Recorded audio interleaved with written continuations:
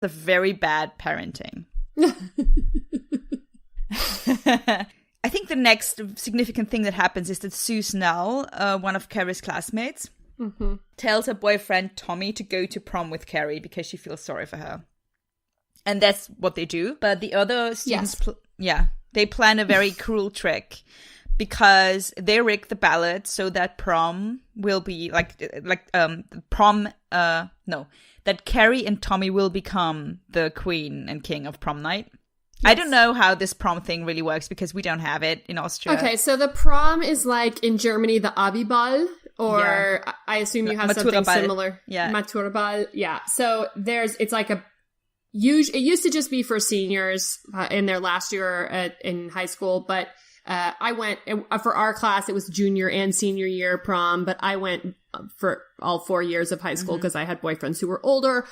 And so it's basically like a big party at the end of the night, and you have a prom king and queen. So like the class votes on who's going to be the king and queen, and then the other people who get votes, they get put on the court. Yeah. So I think what is very different, at least like the pop cultural version that I know of proms, what's very different in comparison to what we do, like the school balls that we do, is that I feel like prom night is so connected to like hetero romance and this idea that there's always like a girl and a boy going there together. And also the thing with queen and king. And that's a connection that doesn't exist here. It's just like for us, school balls are basically just a party, and you can also go there alone. It doesn't really matter. People just go there and get drunk, you know? Yeah, I mean, you can go with a group of friends to prom. Usually it's a group of guys and girls together who aren't going, you know, as couples, but as a group. But prom and homecoming and all of those that we have multiple opportunities. Winter formal, we have multiple opportunities to get dressed up in fancy clothes and dance and, you know, sneak alcohol in the United States. But they are, you know, typical like couples go together. Yeah. And if it's not a couple, then it's a group of friends. But even if you're in a couple, you can go with a group of friends. Yeah. But it is very, like, heteronormative. Yeah. Although, I mean, a lot of schools, you know, it doesn't matter who you bring with you. It could be 2 girls, could be 2 guys. It doesn't matter. Yeah, and it can also be your best friend. It doesn't have to be a couple. Exactly. Okay. I went to my senior prom with a friend of mine. Yeah, that's why I said, like, the pop culture version of it that I know, because pop culturally, you always get this picture of, like, a very heteroromantic, like, thing that's going on with like a boy and a girl going there together. And I think also in Carrie, I don't know if I remember that correctly, but isn't there this instance where they say that the school rule is that you can only go there as a girl with another boy or something like that? I would say that in the 70s that was pretty typical. There were not going to be a lot of homosexual or whatever couples going together in the 70s. Certainly not being displayed in television and movies. Okay. So, yeah, whatever. So, Carrie and Tommy become king and queen of prom.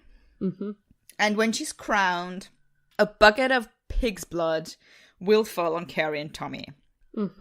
That was the plan, and that's also what they do. That's what happens. So the film starts and ends with blood being a very prominent kind of character, actually, somehow in the film. And Carrie is furious, and we know what happens when Carrie is furious.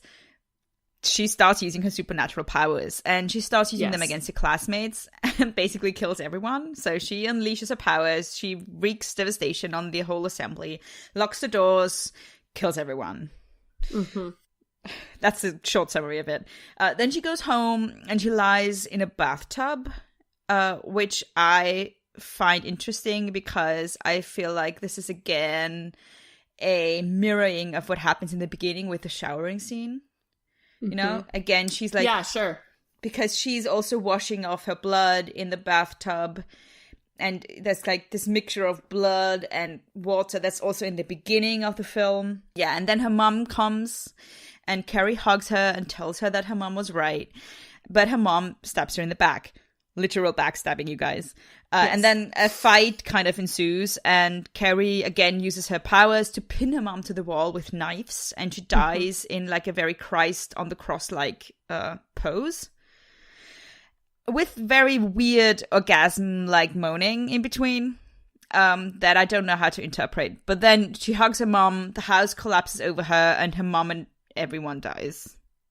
And also, while the house collapses, we see Jesus on the cross with wounds in his chest, and the chest wounds are very similar to what we see on her mom with the knives in her chest. So there's again this mirroring of Jesus and her mom, which happens several times. Yeah, I mean, the moaning, there's a lot that's been written about the sacrifices of saints and martyrdom of saints. Yeah. And so Nicholas Largier wrote a great book about kind of self-flagellation, but also just pain and martyrdom.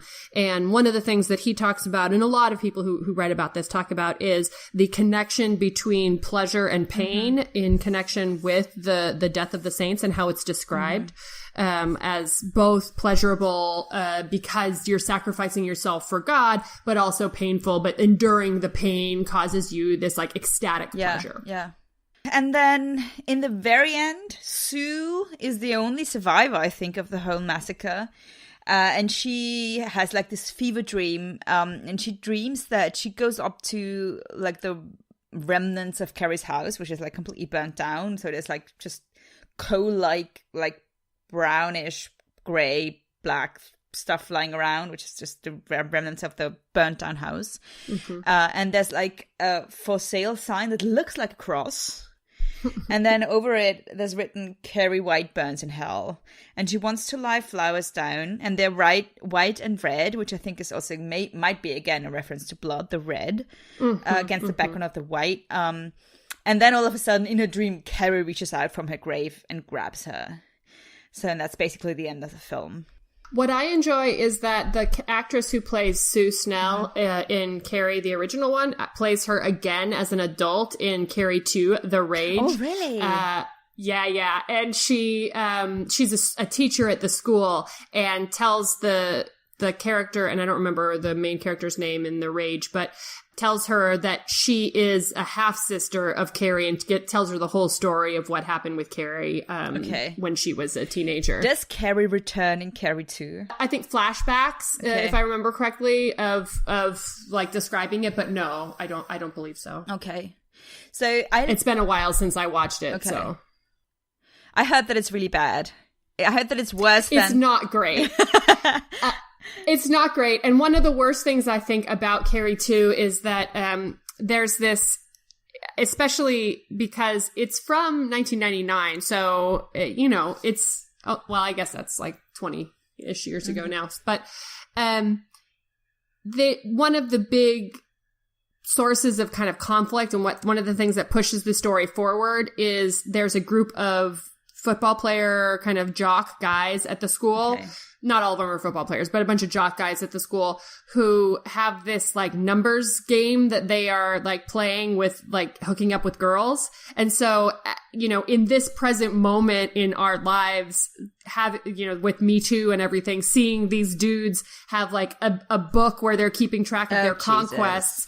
And then one of the bets is to like screw Carrie, like all of this, like that's one of the most kind of uncomfortable things about it. Oh gosh, yeah. Ugh.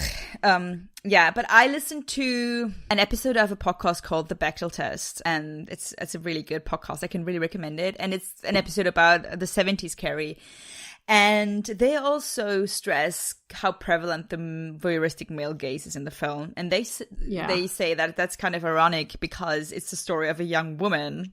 But the novel was written by a man, the screenplay was written by a man, the film was directed by a man, and all of that is very obvious when you watch the film. And they say, they criticize everything that I already criticized, but then they also say that it's just ridiculous in the beginning of the film where you see those close-ups of female bodies and also like this play fight kind of scenes in the beginning where you can see breasts wiggling around and like really sexualized body parts.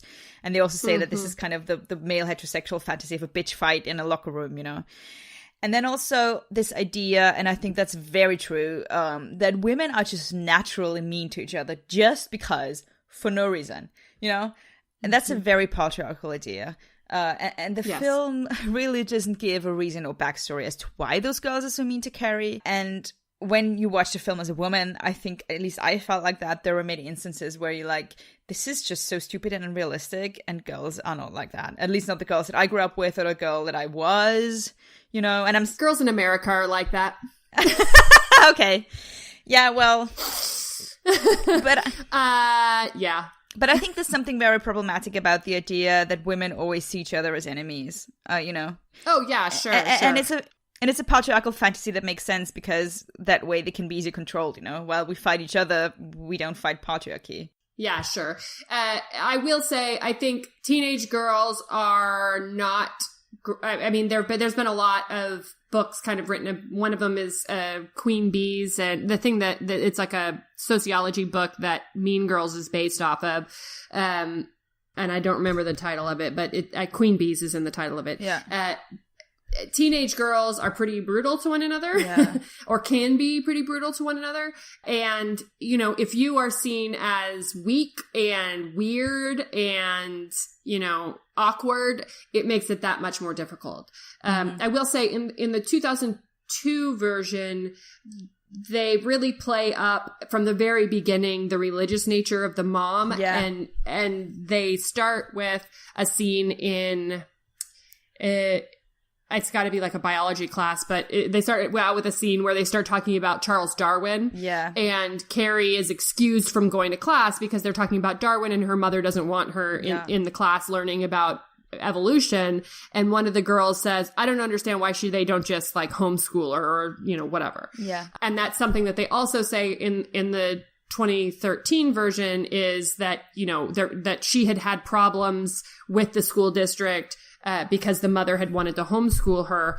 Homeschooling is a big thing in the United States. We often see the kids who are homeschooled. They're very smart kids often, but typically kids are homeschooled for a variety of reasons that are often religious, but not always. Yeah. And so they often are seen as kind of social outcasts. Mm-hmm. Which is awful. I mean, I'm not validating that and saying that that's a good thing, but I'm just saying like this often happens. Yeah. I think I just have a problem with narratives that don't have any meaningful relationships between women. I agree. And just construct them as enemies and fighting each other constantly. And I think it's ironic that the film actually ends with actual literal backstabbing. I think that's very telling. Yeah. But I mean, I don't know of many female characters in Stephen King novels that are really great. I mean, yeah. I haven't read a lot of Stephen King. That the Stephen King I've read, a lot of the female characters are not great or don't meet great ends, or terrible things happen to them at the hands of sadistic men. Yeah. So, except for the one woman in Misery, but she doesn't meet a terrible end by a sadistic man. She it's captured this dude and beating the shit out of him. Yeah. So she's not great either. Yeah. That's also something they talk about in the Bechdel test in this episode. They say that in Stephen King's writing, it kind of becomes apparent that he has a problem with femininity in women, and there seems to be anxiety around that topic. Yeah, you want to read another author who very clearly has issues with femininity and sex and women? H.P. Lovecraft. Oh. His stuff is scary as shit, but he has these creatures that are sea creatures with enormous mouths with tentacles that is very clearly symbolic of women's genitalia. Yeah. And he's totally creeped out and totally terrified by them. Okay, yeah. Yeah, but that's something that comes up a lot in horror film and in kind of gothic fiction, is that female sexuality and female reproductive functions are just terrifying. Yeah. And I think in Carrie what we see is that the awakening of sexuality is kind of vilified. So it's the sexually active women that's scary. It's the women that become sexually active. Well, and it's not just sexually active. It's from the mom's perspective of, this is a religious thing, that this is Eve's curse. But also from everybody else in society who also has their periods. Yeah, completely. And also it's from the mom's perspective, but also then it's the moment where she belongs to this otherworldly realm all of a sudden. She's all of a sudden not belonging to this society, but all of a sudden she's supernatural and scary, the moment she has a period. And I think films that make this very apparent, that our culture seems to have a problem with girls that are just entering puberty or womanhood, is